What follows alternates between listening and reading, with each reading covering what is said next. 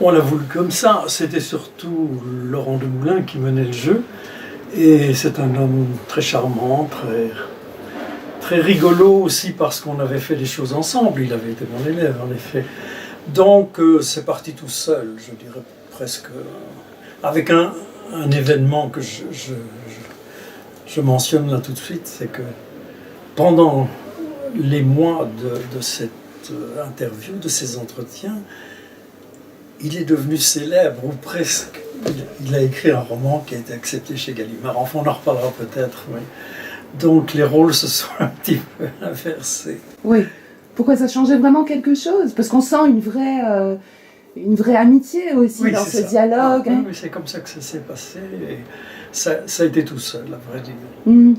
Et en fait, donc la forme, pour revenir peut-être un tout petit peu pour ceux qui découvriraient le livre, avec cet entretien, il y a eu donc 8 grandes rencontres, je crois. Enfin, peut-être que le chiffre n'est pas tout à fait exact. Et ensuite, vous avez tous les deux relu, repris, etc. Donc c'est à la fois une conversation, mais il y a quand même cette reprise de ce qui a pu être dit, précisé. Oui, sans doute. Mais quand j'y repense, ça a été repris seulement sous l'angle de quelques menues additions, en fait.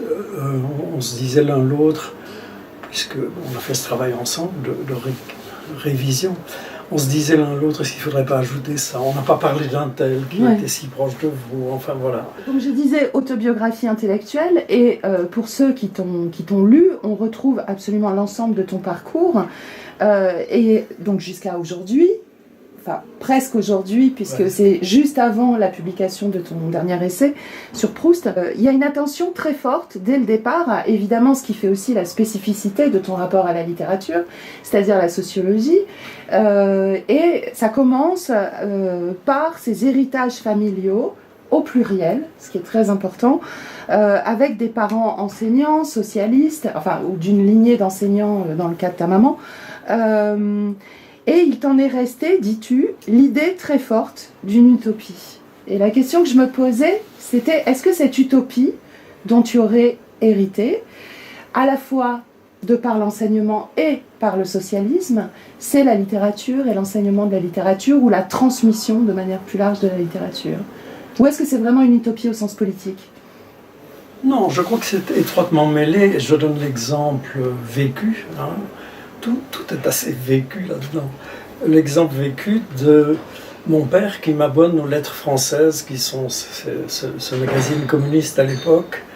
Et je suis à la fin du lycée, et c'est une joie pour moi extraordinaire, car je vais apprendre la littérature à travers des écrivains qui sont tous idéologiquement du même côté.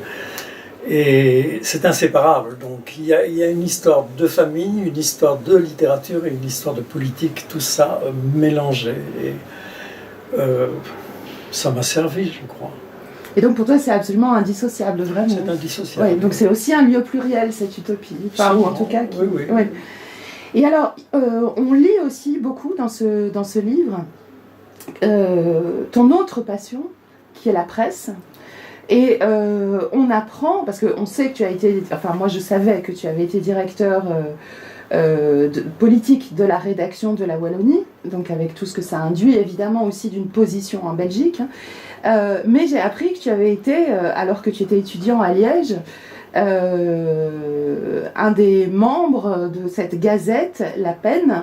Donc c'est une passion qui est arrivée très très tôt, et qui, d'une certaine manière, est restée parallèle à celle de l'enseignement. Et donc, est-ce qu'il y a un lien pour toi entre ces deux pratiques, littérature et journalisme? Parce que tu les distingues à la fin du livre en disant, d'un côté, il y avait l'urgence d'écrire des éditos, etc., ou parfois d'être pris dans l'actualité au moment d'un assassinat, mais... est-ce qu'il y a quelque chose quand même en commun entre ces deux activités? C'était en tout cas concrètement figuré pour moi par le fait que de la rédaction de la Wallonie, le journal s'appelait La Wallonie, à ma faculté, il y avait une place à traverser, 100 mètres. C'était drôle. Et je changeais complètement de rythme, d'univers. Et ce qui est assez curieux, c'est que mes collègues ne s'apercevaient pas trop de ça. C'est-à-dire, Il me parlait comme à l'habitude, des cours qu'on faisait, etc. Il ne me disait pas « Et votre journal, ça va ?» Non, je venais d'ailleurs. Et c'est un très beau souvenir. Mais en tout cas, il y a ça en particulier, c'est que je me suis mis à écrire des éditoriaux. Et ça m'a passionné. Alors, je raconte l'histoire que j'avais entendu quelque part à la radio le Premier ministre belge, qui est un Flamand, et qui disait à l'époque « Oh, les éditoriaux, il n'y a que la femme de l'éditorialiste qui lit ça. » Et c'était vrai. Je téléphonais l'éditorial à ma femme vers le coup de 17h pour que l'éditorial parte 1 heure ou 2 après. Et elle me disait non, c'est pas bien, change cette phrase-là, ça ne va pas. Voilà, donc c'était ma principale lectrice et peut-être ma seule, bien souvent. Enfin, je crois. Voilà, on reconnaît la modestie de Jacques. Et ce que tu dis sur cette place à Liège qui te faisait passer de l'univers de la faculté à l'univers du journal, on la retrouve dans une autre anecdote assez étonnante que tu racontes. C'est que tu étais en rendez-vous parce que tu t'occupais de la Pléiade Simenon, donc chez Gallimard, et tu oublies ton trench coat et tu téléphones et le directeur de la Pléiade très gentiment te dit qu'il va te faire envoyer ton manteau où tu es, et tu étais au Seuil où tu dirigeais une collection. C'est ça. Voilà. Et donc tu rapportes toujours les choses à ces espèces de hasards objectifs, les choses t'arrivent comme si elles n'étaient pas aussi provoquées par toi. Comment dire, c'est à la faveur de ces entretiens que j'ai découvert que j'étais une espèce de personnage fait d'une suite d'accidents, de hasards, de quiproquos. Est-ce que toutes les vies sont comme ça? Peut-être. Peut-être bien. Hein. Toutes les vies de romancier, par exemple. Je devrais écrire le roman de ma vie, en fait. Mais je n'y ai pas pensé vraiment. Voilà. Mais ça a joué un très grand rôle. Et Laurent Demoulin disait, par ailleurs, c'est pas juste la même chose, mais il me disait, si je me suis décidé à vous interviewer comme ça, c'est parce que vous racontez si bien. Un jour, on s'est trouvé dans un café à quelques-uns, dont lui, et il m'a écouté raconter des souvenirs. Il m'a dit, comme vous racontez bien. Et ça, c'est venu de là. Je n'en ai aucune conscience que je raconte bien. Oui, c'est ta modestie, c'est ce que je disais, parce que il y a ce côté, voilà, je pars enseigner aux États-Unis et je me retrouve à une rencontre avec Michel Foucault, donc 800 personnes dans la salle, et je suis à côté de Deleuze, dont je prends conscience plus tard, oui. Comme si tu étais toujours par hasard aux endroits où ça se passe. Donc ici, la French Theory, on a du mal à y croire quand même. Oui, c'est ça. Mais oui, pourtant, il se peut que j'invente. Hein. Il se peut que j'invente un peu. Mais pas tant que ça. Oui, je ne crois pas que tu inventes. Je vais vous donner quand même un exemple. Je vais te donner un exemple. C'est que j'ai souvent raconté qu'étant aux États-Unis, avec ma femme et mes enfants tout petits, on se trouve aux chutes du Niagara, là en haut. Ça n'est pas dans le livre, je crois. Et on entend une voix liégeoise avec l'accent qui dit à Bernard, qui a quelques années, « Oh Bernard, qu'est-ce que tu fais ici, toi ?» Et en fait, bon, j'ai rencontré cette dame il y a 2-3 mois, et je dis, vous vous souvenez quand vous étiez au-dessus des chutes du Niagara et que vous nous avez vus? J'ai jamais été aux États-Unis, qu'elle m'a dit. Donc je raconte cette histoire depuis des années et des années. D'où est-ce qu'elle sort? Pourquoi est-ce que j'ai inventé ça? Enfin, rassurez-vous, tout le reste n'est pas du même tonneau. Oui, c'est-à-dire tu as écrit tes livres, parce que tu parles de Pierre Bayard à un moment donné, oui. Et du fait que, voilà, comme lui, tu as transformé aussi le regard critique qu'on peut porter sur certaines œuvres en les regardant d'une manière différente. D'ailleurs, ce terme de regard, tu l'emploies pour définir la sociologie, tu dis que c'est un regard. Et Pierre Bayard, et tu le commentes, dit comment parler des livres qu'on n'a pas lus. Donc là, tu parles de ce que tu n'as pas vécu, d'une certaine manière. C'est ça, oui. Ouais. Pierre Bayard est un grand amateur d'imposture, comme on sait, d'imposture fictive, mais enfin, imposture quand même. Moi, je suis plus timide de ce côté-là. J'ai donné des petits coups de pouce parfois, dans mes ouvrages critiques, mais ce sont des petits coups de pouce et je n'ai pas encore jusqu'ici osé raconter à neuf La recherche du temps perdu. Je le ferai peut-être. Ah, j'espère. Oui, un 8e volume. Je reviens au journalisme. Notre entretien va être un tout petit peu capricant et passer par des endroits différents parce que j'ai pas voulu suivre l'ordre qui est celui du livre. Mais on parlait de journalisme tout à l'heure. Donc tu as fait du journalisme au sens, j'allais dire noble du terme, mais en tout cas le journalisme qui est celui de la direction d'une équipe et puis donc écrire des éditoriaux, etc. Mais tu pratiques évidemment aussi la critique littéraire, donc tu l'as fait pour Mediapart, on s'en souvient, tu le fais aujourd'hui pour Diacritique ou pour AOC. Bon, est-ce que pour toi, sans revenir sur ces journaux précis, puisque j'aurai une question ensuite, mais est-ce qu'il y a un lien qui m'intéresse, parce que c'est une question que je me pose aussi, entre la littérature telle qu'on l'enseigne et la littérature telle qu'on la présente en tant que critique littéraire? Est-ce que c'est complémentaire pour toi? Est-ce que ça part du même lieu, cette volonté de transmettre, ou est-ce qu'il y a une profonde différence? À l'intérieur de moi-même, il y a une liaison très forte, puisque j'ai toujours plus ou moins fait les deux et aimé les deux métiers. Maintenant, en réalité, qu'est-ce qu'il faut en dire? Ils sont en même temps tellement contrastés que souvent j'admire ce que vous-même et Dominique vous faites, c'est-à-dire passer constamment d'un lieu à un autre comme ça. Ça me bouleverse même, parce que il y a en effet cette différence de rythme que j'ai déjà mentionnée, mais aussi au journal j'étais heureux autrement qu'à l'université, ça c'est clair. Et pourtant, j'ai beaucoup aimé enseigner la littérature, etc. Voilà. Donc, oui, ça va ensemble et c'est en même temps très, très différent, je pense. Au cœur de tout cet ensemble, de cette mosaïque, de tout le reste et littérature, il y a bien entendu la sociologie. Et la sociologie que tu présentes aux pages 65-66 comme une éthique. Alors, je cite... Je demande à la sociologie d'expliquer le monde et la littérature méthodiquement. J'essaye de me conformer à une herméneutique à valeur éthique. Pour toi, la sociologie, c'est vraiment ça? C'est une éthique? Je pense, oui, vraiment. Elle doit l'être, en tout cas. Elle devrait l'être, je ne sais pas. Les sociologues que j'aime, Bourdieu en tête, oui, me paraissent, et d'autres, Durkheim, si on remonte loin, ce me paraissent des gens qui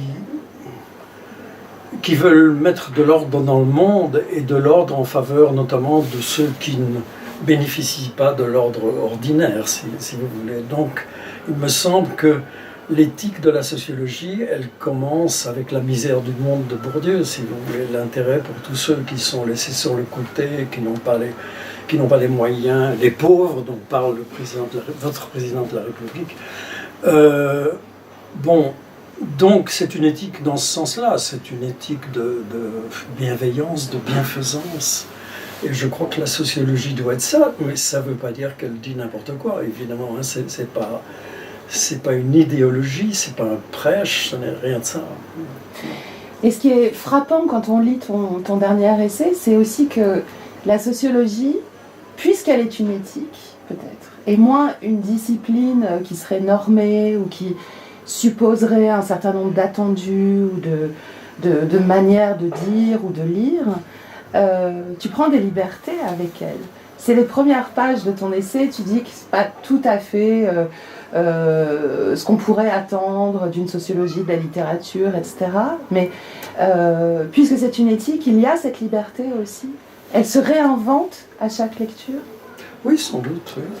C'est pourquoi j'attache beaucoup de prix, et on change de registre ici au paradoxe, à propos de Proust. Ce que j'aime chez Proust, c'est toute son attitude paradoxale, un peu moqueuse, que certains lecteurs n'aperçoivent pas. Il y a des très bons lecteurs proustiens qui me disent de l'humour chez Proust. Il faut le faire, mais enfin, oui, et il faut, comment dirais-je, pour réconcilier le monde avec lui-même, il faut beaucoup s'en moquer, me semble-t-il, sinon c'est pas possible. Le monde va si mal. Si on ne rit pas un peu, on est perdu. Oui, et justement, c'est aussi ce que ceux qui te connaissent savent et retrouvent dans ce livre. Et moi, ça m'a frappé. C'est ton humour, ton ironie, ton espièglerie.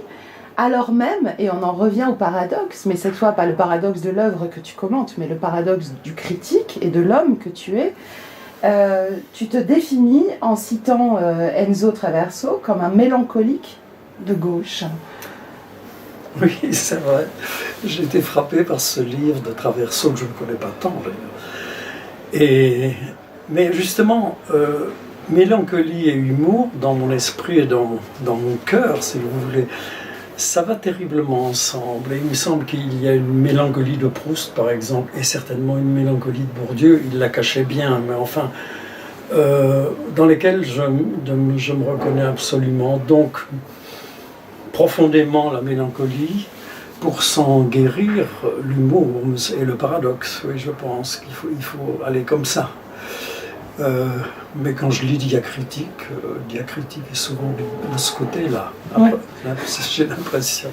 Alors, jusqu'ici, j'ai beaucoup parlé de Proust, mais peut-être parce que évidemment, je suis encore dans la lecture de ton dernier livre, mais évidemment, ton travail est passé par beaucoup d'autres champs. J'ai parlé de la Pléiade tout à l'heure, donc il y a Simenon, bien sûr, au-delà de Simenon, qui est déjà un massif énorme, hein, mais il y a tout ce travail sur le roman policier et plus largement sur les paralittératures, ou ce qu'on a longtemps considéré comme des paralittératures, ce qui ne dit rien de leur valeur, qui est fondamentale, mais évidemment, elles se travaillent aussi depuis leur marge. Et tu racontes t'être intéressé aussi à la littérature sentimentale. Il y a une anecdote avec Brigitte Lahaie, même dans ce livre. Là, je dis ça pour le buzz. Mais tu as cette définition qui est absolument incroyable du roman policier, et je voudrais peut-être qu'on s'y arrête, qui est celle de ton livre, hein, sur le roman policier et la modernité, montrant que lorsque le roman policier s'est développé, lorsqu'il est né en France, aux États-Unis, en Angleterre, donc avec ces 3 naissances à 20 ans d'intervalle, le roman policier, c'est ce genre qui est revenu à une structure narrative très forte, alors même que le roman, lui, était en train de se déconstruire, de perdre peut-être cette... Est-ce que tu dirais que pour toi, le roman policier, c'est vraiment ce genre-là, aujourd'hui encore peut-être, du côté du fait divers, ce genre qui rappelle que le roman, c'est un genre transitif, un genre avec une histoire, et que son suspens ou son suspense est particulier, puisqu'il s'agit de trouver de l'inédit dans une histoire dont on connaît la structure, ou dont on connaît l'histoire quand il s'agit d'un fait divers attesté qui est romancé. C'est une très longue question, je suis désolée. Non, il n'y a pas de mal, mais je vais encore une fois devoir répondre oui et non. Enfin, mais pas tout à fait. Tout de même, oui, le roman policier, et le roman policier de Simenon, par exemple, c'est une remise en question de cette littérature moderne qui va émerger de plus en plus, mais remise en question d'un nouveau paradoxal, parce que le roman policier génère lui-même des romans paradoxaux. Enfin, on a poussé la structure de l'enquête, par exemple, et de l'énigme si loin que, oui, quelqu'un comme Pierre Bayard s'y reconnaît très bien. Je lis un livre pour l'instant de Maxime Descoux, dont j'aimerais parler dans votre magazine, dans ton magazine.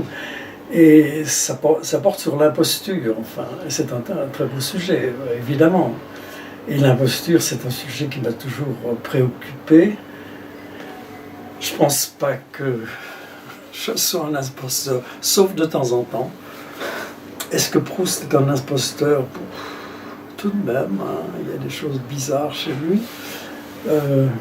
Enfin, nous sommes là dans une sorte de trame qui est assez compliquée, et je ne suis pas j'ai pas la conviction d'éclairer vraiment vos lecteurs en disant ce que je dis. Mais voilà, oui, le roman policier est un genre majeur de ce point de vue-là. Et on a écrit des romans qui sont des chefs-d'œuvre, comme Le meurtre de Roger Ackroyd, par exemple. On prend cet exemple où c'est l'assassin qui raconte l'histoire et qui la travestit complètement. Donc ça peut nous conduire loin. Hein. Oui, et ce que tu as montré aussi sur le roman policier, c'est qu'il ne fallait pas le considérer dans une structure sur 3 personnages, mais 4, avec ce suspect qui est là et qui est fondamental et qui fait peut-être aussi le paradoxe de ce genre. Parce que le suspect, il est à la fois innocent et coupable, là, pas là. Ouais. Le suspect, oui, c'était une figure qui révèle que nous sommes tous des imposteurs, au fond, à quelques degrés. Enfin, il vaut mieux le savoir que de l'ignorer et de l'être vraiment.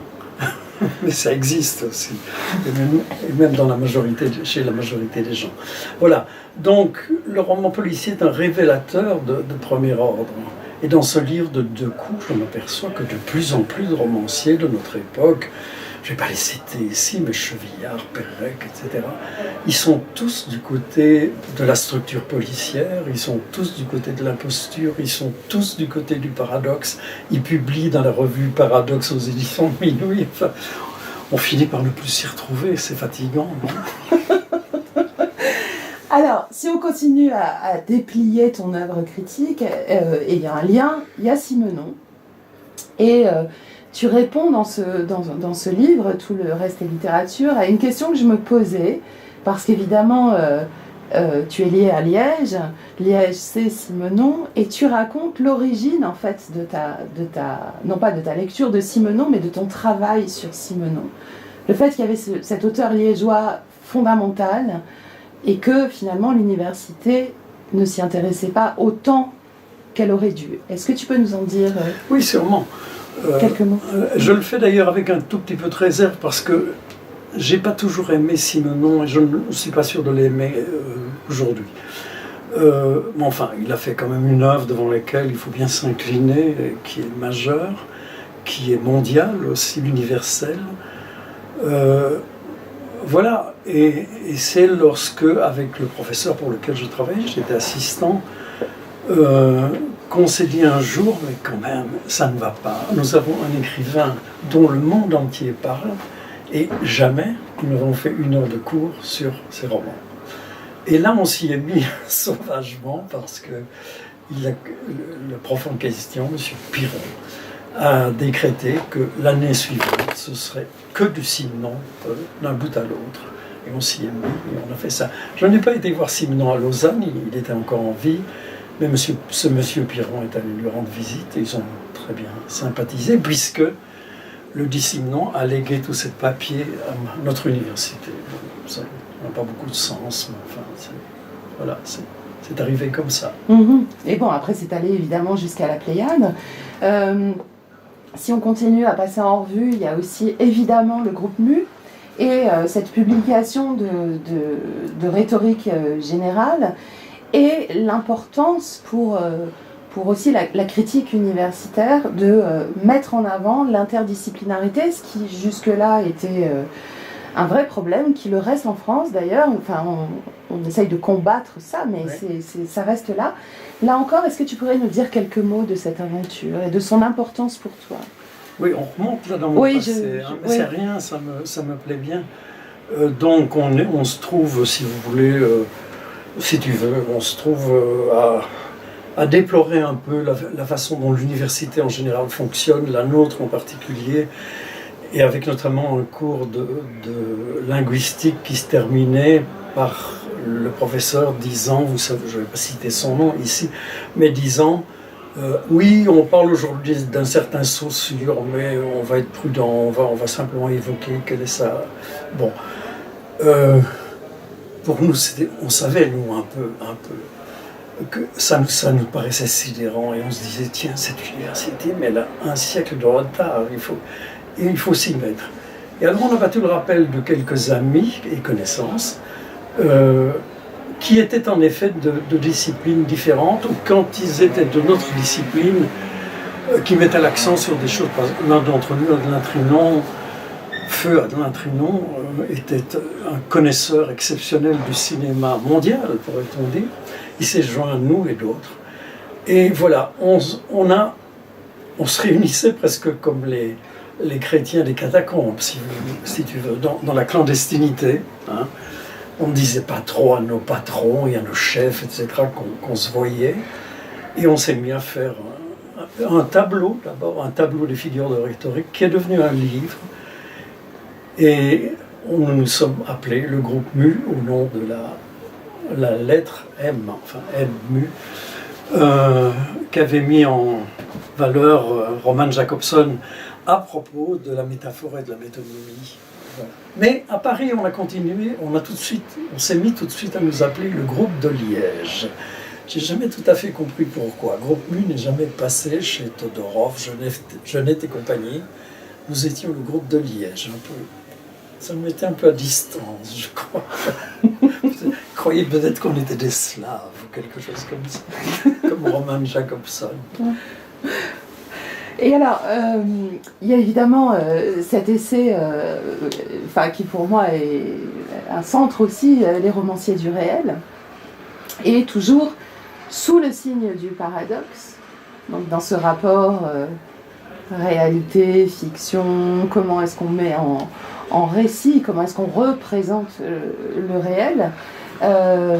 Et ce qui est fascinant peut-être dans ton travail aussi, et c'est peut-être le paradoxe central, c'est cet attrait qui est le tien, aussi bien pour ce qu'on pourrait considérer comme des classiques, alors pas au sens de l'histoire littéraire, mais au sens de cette littérature consacrée, donc Zola, Stendhal évidemment, donc je renverse l'histoire littéraire, c'est une catastrophe, donc Stendhal, Zola, Proust, comme Simenon, il y a cette volonté, et elle est présente dans ce livre, de rapprocher, puisque justement ce livre travaille par diptyque en fait. Donc là encore, est-ce que tu pourrais nous expliquer comment tu as travaillé, d'où ce texte est parti aussi? Oui, quelqu'un chez Seuil qui s'appelle toujours Jean-Luc Giribonne, mais qui n'est plus au Seuil et que j'aimais beaucoup, qui m'entendra peut-être ici parler de tout ça, m'a confié cette collection qui s'appellera Point Lettres et qui ne survivra pas des années, mais enfin qui publiera quand même quelques beaux textes. Alors, les romanciers du réel, c'est Jean-Luc Giribonne qui me dit « mais tu devrais quand même en faire un dans la collection ». Mais fais-le sur les grands romanciers réalistes français, ne prends que les grands.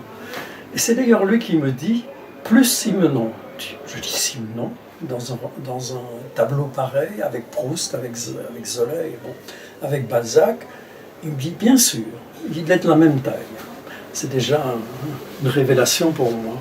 C'est peu de temps après, d'ailleurs, que je suis en quelque sorte invité chez Pléiade et que j'y oublie mon imperméable. Voilà, c'est ça. Et étant au Seuil, avec Jean-Luc Giribonne, justement, dans son bureau, et qui, je fais un raccourci ici, lorsqu'il lira au Seuil, parce qu'il y collabore toujours, mon roman de Gilberte, qui lui plaira, je ne suis pas sûr qu'il plaise à tout le monde, mais enfin, à lui, oui, et c'est pour ça qu'il le publie, qu'il pousse sa publication, il me dira, ce que j'aime dans ce livre, c'est cette désinvolture. Voilà un mot que nous n'avons pas encore prononcé. Mais ça, c'est du côté de l'humour et du paradoxe. J'aime bien être désinvolte, comme j'aime bien être mélancolique. Ouais, on en revient au paradoxe fondamental. Mais la désinvolture, c'est une forme d'élégance aussi.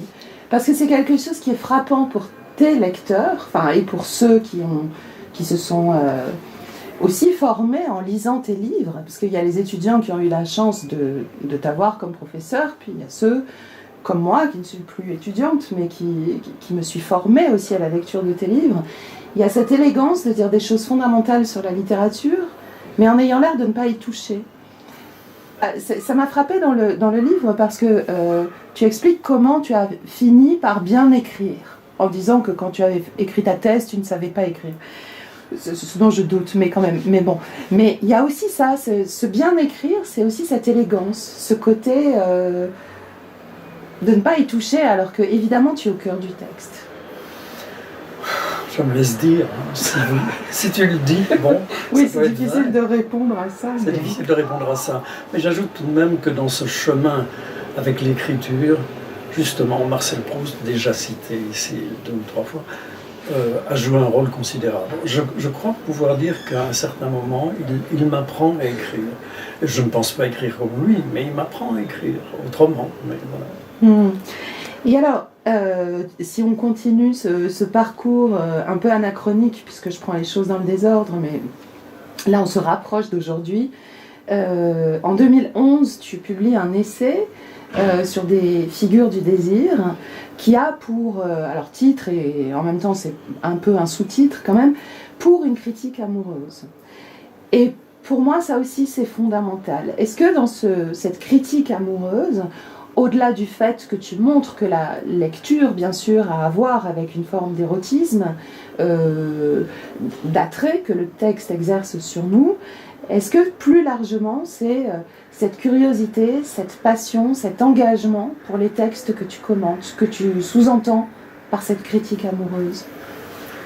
Oui, là, je viens de citer Proust, je vais peut-être citer Bayard de nouveau. Pierre Bayard, que je n'ai pas rencontré souvent, mais enfin, il est venu à Liège et que j'aime beaucoup. Mais il m'a appris à y aller.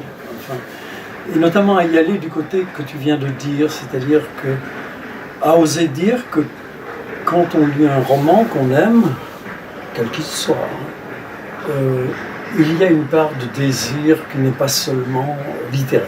Enfin, il y a une part de désir qui est profondément érotique au sens large en tout cas. Quand je disais maintenant, il y a déjà 20 ans, que j'étais amoureux d'Albertine, à mes étudiants ou à mes amis, ils souriaient, mais moi je ne plaisantais pas. J'ai vraiment aimé ce personnage fictif et fictionnel, profondément. Et fictif, fictionnel, homosexuel, lesbien, on dit toutes sortes de choses d'Albertine. Mais qu'est-ce qu'elle est aimable alors. Elle est aimable. Dans ce livre aussi, dans tout le reste des littératures, tu parles de ça. Tu dis le structuralisme nous a appris que les personnages sont de papier, que voilà, ce sont des structures, des agents du récit, etc. Mais on ne peut pas nier, et on y revient, ça, c'est-à-dire que ce sont aussi des êtres auxquels on s'identifie. Bien sûr, on sait qu'ils n'existent pas, mais dans lesquels on peut se projeter et que l'on peut aimer. Et donc, toi qui as fait partie du groupe MU, qui a aussi été dans des disciplines qu'on peut considérer comme un peu désincarnées peut-être, hein, la rhétorique, la linguistique, la sociologie, tu défends cette idée-là de la littérature. Oui, absolument. Mais c'est vrai que dans cette affaire, je me suis renié, en quelque sorte, oui. J'applaudissais quand Philippe Hamon déclarait que les personnages n'étaient que des mots, que du papier, etc. J'ai cru ça pendant quelques années, dans la lignée de ce que nous avions fait. Et puis maintenant, je ne supporte plus bien ça. Et même tous ces écrivains dont parle si bien Maxime Decoux, qui sont un peu des contre-imposteurs, en quelque sorte, Chevillard. Ça, on peut remonter à Borges et à bien d'autres. Commence à m'impatienter un peu, si je peux l'avouer. Parce que justement, lisant un roman, j'ai besoin d'y croire. Même si je n'y crois pas tout à fait. Même si je sais bien, il y a toujours une réserve. Bon, mais j'ai besoin d'y croire. La croyance, c'est tout de même très important. Et il ne faut pas croire n'importe comment ni n'importe quoi. Notamment en politique, par exemple. On va pas s'aventurer sur ce terrain, mais il y aurait beaucoup à dire. Oui, mais ça fonctionne de la même manière. Enfin, c'est ce qu'a montré Christian Salmon aussi par rapport au storytelling. C'est que la politique nous raconte des histoires, nous fait croire à des histoires. Ah, ça. C'est fondamental, cette question du récit aujourd'hui. Et de ce que l'on croit, veut croire, ne doit pas croire.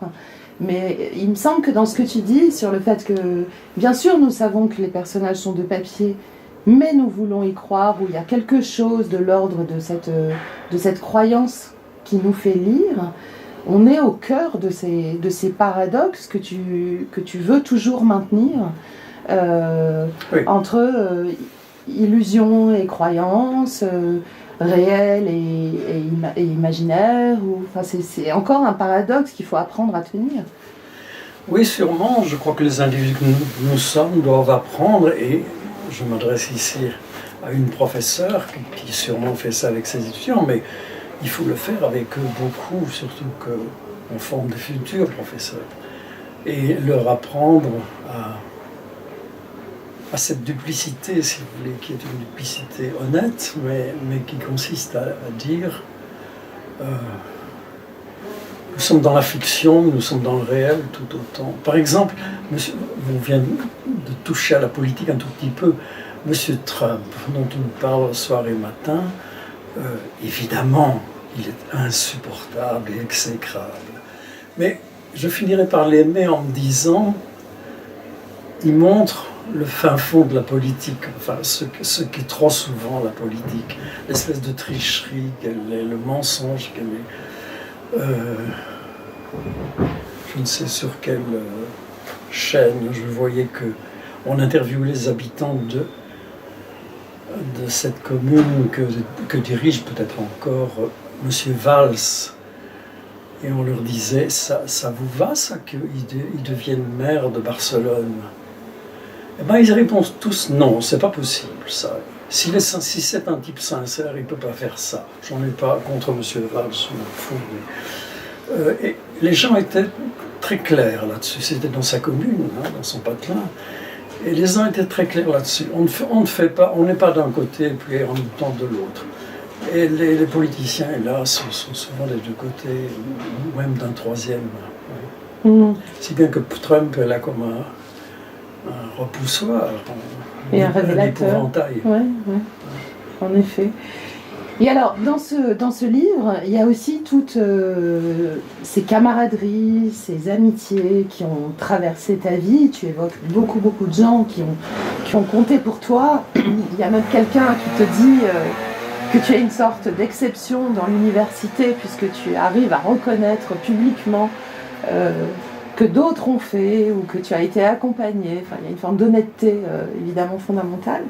Mais le seul maître que tu te reconnais, c'est Pierre Bourdieu.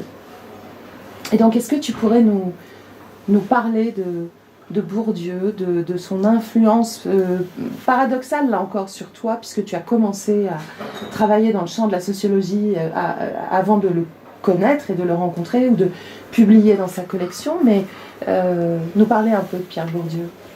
Oui, j'ai eu beaucoup de chance de le rencontrer. Je commence par préciser que j'ai jamais été son élève. J'étais d'ailleurs trop âgé pour ça. Il a été avec moi d'une bienveillance que je ne m'explique pas encore. Il a publié dans la collection qu'il venait de lancer, Libère, pour Albertine, alors que ce n'était pas un ouvrage de sociologie vraiment. Il ne voulait pas y mettre que de la sociologie. Ça a dévié par la suite, enfin bon, soit. Mais il était tout à fait sympa avec moi, et pourtant il savait bien que la sociologie très élaborée qu'il faisait, ça me passait un peu au-dessus de la tête. Mais voilà, et quand je passais à Paris, une fois ou deux par an, je ne manquais jamais d'aller le voir. Il prenait du temps sur son temps, ce qui était fabuleux, parce qu'il travaillait comme toi, tiens, sans arrêt. Mais il arrêtait une demi-heure et on allait au bistrot du coin. Et il se plaignait. Alors c'est assez drôle, c'est assez émouvant. Il me disait, je suis un exclu, je suis détesté de tout le monde. Je disais, enfin, Pierre Bourdieu, écoutez, vous avez une collection au sol, vous avez une collection inouïe, vous êtes au Collège de France, vous avez des tas de disciples dans le monde entier. Qu'est-ce qu'il vous faut en plus encore? Donc je l'engueulais, ce qui était drôle. Et il me disait, oui, mais ça c'est vous, vous êtes trop gentil, vous êtes un gentilhomme, me disait-il. Bon, ça m'énervait aussi. Voilà, donc j'ai beaucoup appris avec lui. Je dirais aujourd'hui, je le dis d'ailleurs, qu'il y a eu Proust et il y a eu Bourdieu ensemble. Et donc je disais à Bourdieu, mais est-ce que vous avez lu Proust au moins? Oui, qui me disait, mais un peu vite, il faudrait que je m'y mette. Bon, soit. Il en est mort peut-être. Mais il était chic avec moi et tout à fait amical. Il disait par exemple, si vous avez un problème à Liège, je viens dans l'université, il voulait dire. Et j'avais eu un assistant, en effet, qui est mon professeur, Pascal Durand, dont le doctorat semblait menacé. Et puis ça s'est arrangé. Mais Bourdieu a débarqué quand même, et je suis allé chercher à la gare. Je l'ai rassuré, j'ai dit, vous savez, je suis content que vous soyez là, mais ça va aller, tout se passe bien.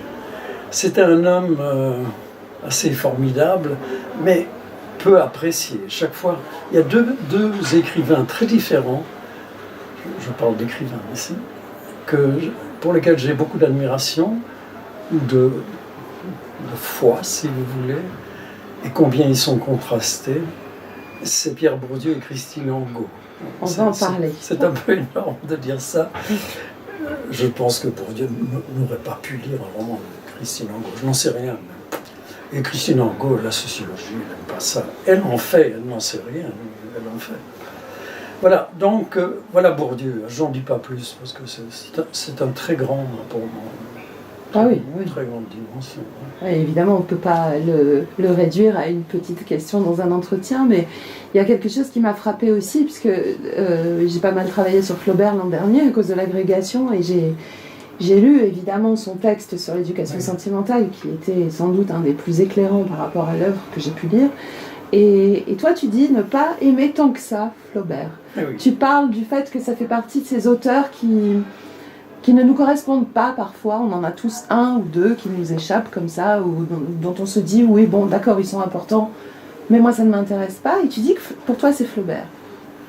Oui, je sais pas, je m'en veux parfois, hein. Il a fait tant de belles choses, Madame Bovary c'est quand même immense, l'éducation sentimentale aussi. Mais voilà, il n'est pas de mon camp, enfin, je dirais quelque chose comme ça, autant Stendhal peut l'être, autant Zola l'a été. Flaubert, ce petit bourgeois de Rouen, ça ne va pas, voilà. Mais j'espère que tu ne m'en veux pas. Non, du tout. Non, du tout. Alors, on va revenir sur le nom d'un écrivain que tu viens de prononcer, et tu parles de Bourdieu et d'Angot en même temps, de Christine Angot, et ça figure en toutes lettres d'ailleurs dans tout le reste des littératures. Est écrit, alors c'est à la page 130, il m'arrive de me dire que les deux auteurs que j'aime le plus à défendre sont Pierre Bourdieu et Christine Angot, et tu viens d'en donner une des raisons, hein, tu dis que ces romans, ça c'est beaucoup plus loin dans le livre, renferment le noyau dur de la socialité. Ça me paraît très très juste comme lecture de Christine Angot, mais j'aimerais, en parodiant l'un des titres de Christine Angot, te demander pourquoi Angot. Là, c'est de l'ordre du coup de foudre, hein, un coup de foudre ancien qui ne m'a plus quitté. Et je l'ai invitée à Liège il n'y a pas très longtemps, et ça ne s'est pas très bien passé. Elle a fait un incident après son exposé, qui était très beau d'ailleurs, il y avait du monde. Et puis, nous sommes allés dîner, et elle s'en est pris à quelqu'un qui était là, qui avait dit quelque chose qui lui déplaisait. Donc, il y a quand même un côté d'Angot qui... Bon, cela dit, oui, il y a chez elle une audace, et je ne regarde pas l'émission dans laquelle elle est embarquée maintenant. C'est trop tard pour moi, de toute façon, et puis je n'aime pas qu'elle joue ce rôle-là. Mais enfin, bon, Christine Angot, romancière, par exemple, Un amour impossible, qui a trait à sa mère, quel beau roman, et où il y a un tout petit peu de Bourdieu, là, vers la fin, et où elle fait une leçon à sa mère en disant, tu sais, ils sont comme ça, et il faut que tu le saches, il faut que tu en tiennes compte,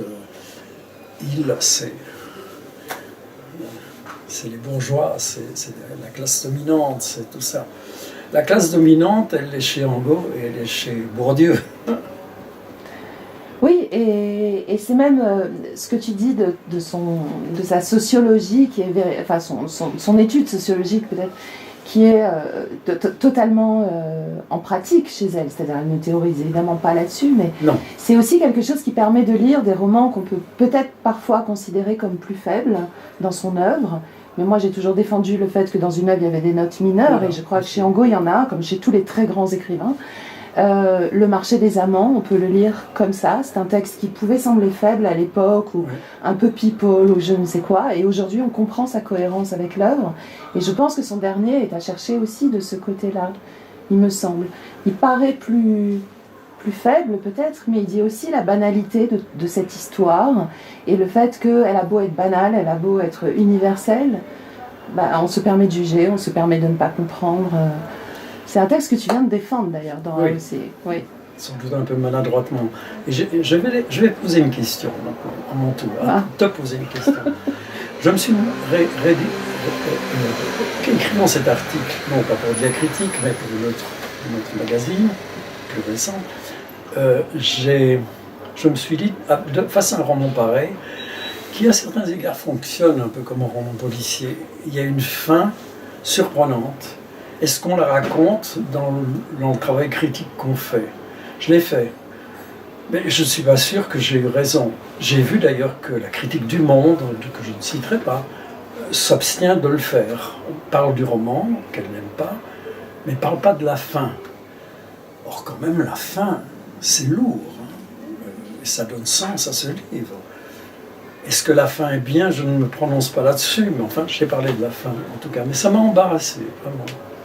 Ça pose la question de la critique sous un angle curieux. On ne dit pas la fin de roman policier, on ne révèle pas ça. Et alors, ici, qu'est-ce qu'on fait? Ah, je ne sais pas. Moi, c'est une question que je me pose systématiquement, parce que, évidemment, sans la fin, comment comprendre l'économie d'une œuvre, comment elle fonctionne, etc. Je ne sais pas. Pour moi, l'intérêt d'un livre n'est pas dans cette espèce de révélation inédite ou de coup de tonnerre ou de... Non. Voilà, et je pense que tu es de ce côté-là aussi. Je sais que ça peut gêner certains lecteurs. Moi, ça me gêne quand je pose des questions à un écrivain aussi. Est-ce que je lui parle de la fin de son livre? Oui, c'est ça.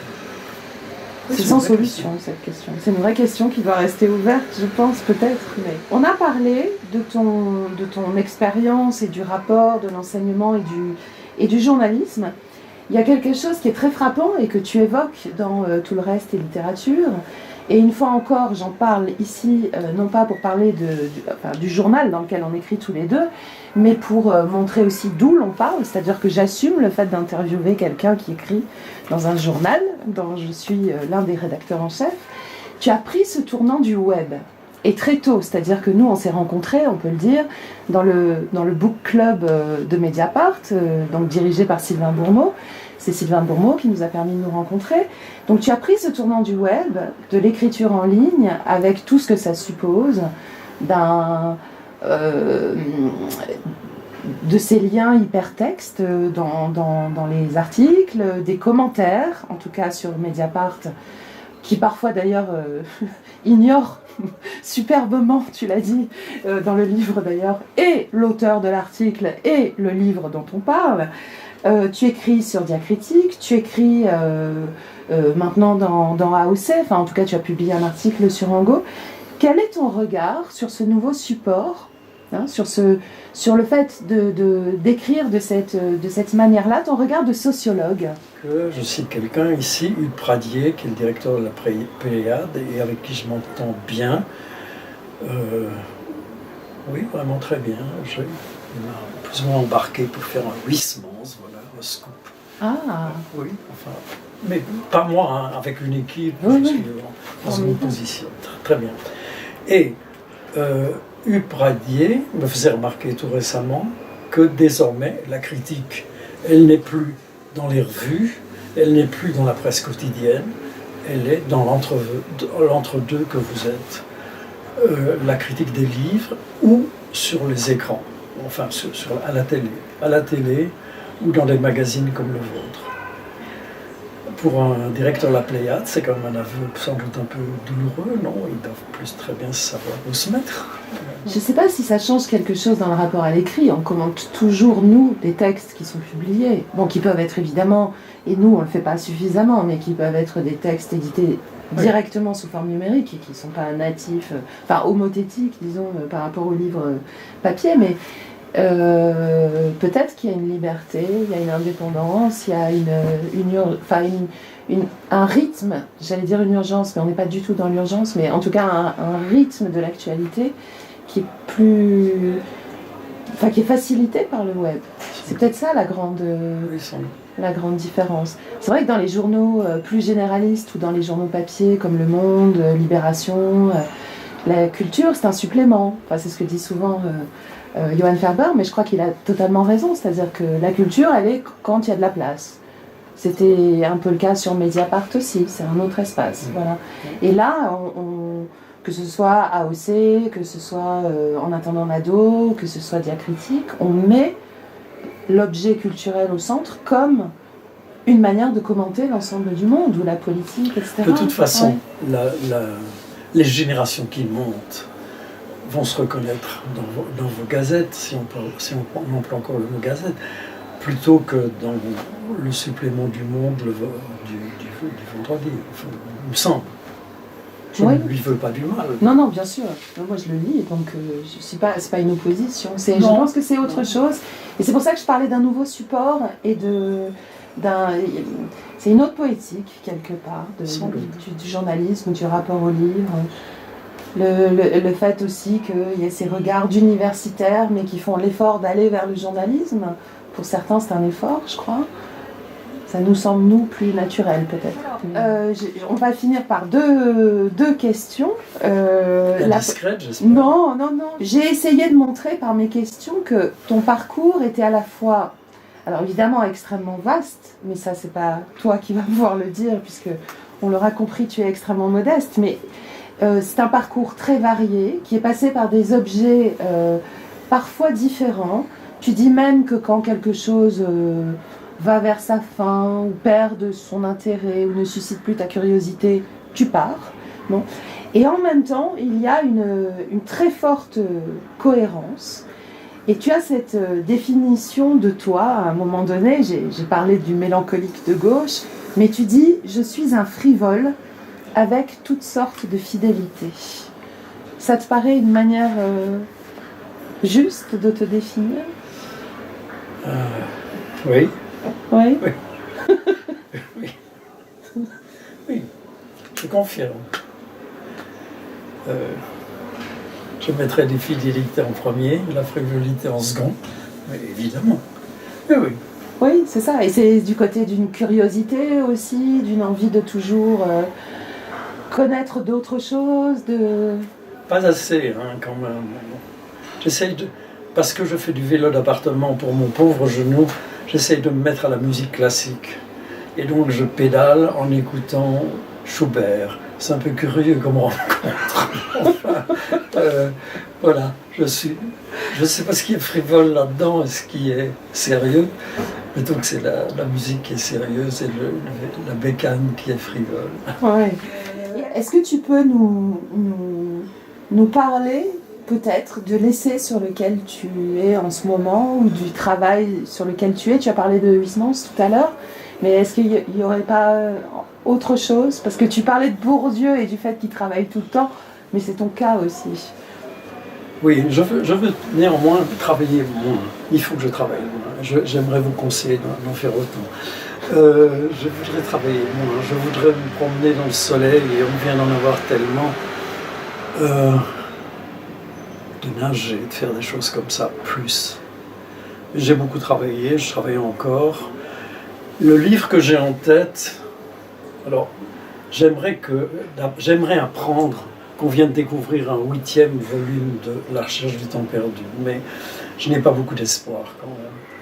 Donc je ne peux compter que sur ce qui a été écrit par Proust, et je suis de plus en plus frappé par l'importance, et là il faut que je fasse attention aux mots que j'emploie, l'importance de quoi? Du sexuel, de l'érotique,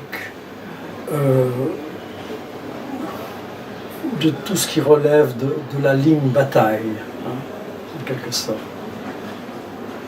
Qui bataille viendra après Proust, bien sûr, mais sur laquelle Marcel Proust anticipe. Et Et c'est très beau dans Proust, même quand Charlus,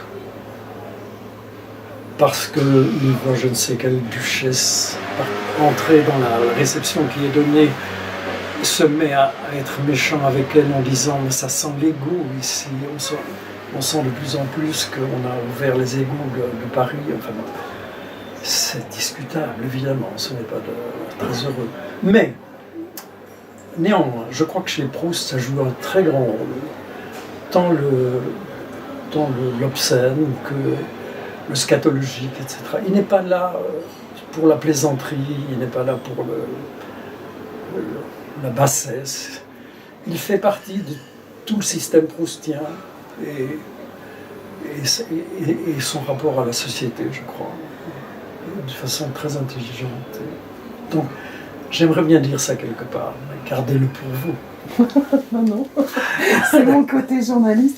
Et j'ai en fait une dernière question, parce que à la fin du livre, qui est assez mélancolique quand même, il y a une phrase très importante où tu dis que lire, c'est résister. Et dans le contexte, c'est résister à cette mélancolie aussi. Mais est-ce que pour toi, ça n'a pas toujours été ça? Lire, c'est résister. Et on en revient peut-être à ce qu'on disait au début sur l'importance du socialisme au sens d'une utopie, sur le fait d'être un mélancolique de gauche, donc sur toute cette part politique aussi de ton travail, la part éthique, on en a parlé par rapport à la sociologie, mais est-ce que toute ta vie ça a été ça, lire c'est résister? Oui, je pense qu'il n'y a pas que la littérature qui soit dans le coup, mais il y a des choses qui se sont cristallisées quand j'avais 13-14 ans, 12-13 ans. Par exemple, mon père communiste était dans la résistance et j'aurais voulu être résistant. Je me morfondais d'être trop jeune. Parce que pour moi, c'était... On vient de réhabiliter Maurice Audin, ça me touche profondément, hein, ça me fait pleurer. Je ne l'ai pas connu, je ne suis pas français, je suis encore moins algérien. Mais cette histoire de Maurice Audin me reste depuis très longtemps. Donc, je crois à ça, mais enfin, laissons la politique de côté, je n'avais pas besoin de ça pour le comprendre. Je pense que c'est une des manières, en tout cas, que nous avons tous, de nous rendre meilleurs, mais aussi de combattre le monde dans ce qu'il a d'ignoble, dans ce qu'il a de sale, de laid aussi, simplement de triste. Ma femme et moi, on vient de décider de ne plus regarder le journal télévisé en Belgique à 19h30 parce que ce sont des collections d'ignominie qu'on nous révèle. Alors les journalistes, ils font leur boulot parce que ça c'est des choses qui se passent. Mais heureusement qu'on peut lire après un beau livre, un essai, un roman, oui, et diacritique.